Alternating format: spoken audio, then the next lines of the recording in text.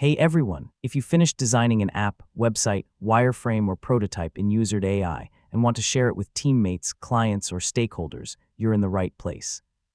In this video, I'll show you how to share projects in Uizard AI step by step in 2026. First, sign in to your Uizard AI account and open the project you want to share. Before sending it to others, take a moment to review the design and make sure all recent changes have been saved. Next, look for the Share button, which is usually located near the top right area of the workspace. Click it to open the sharing and collaboration options. Once the sharing panel opens, decide how you want others to access the project. Depending on your plan and workspace settings, you may be able to invite people directly by email or generate a shareable link. If you're inviting teammates, enter their email addresses and choose the appropriate permission level. For example, you may be able to grant view-only access, commenting access, or full editing permissions.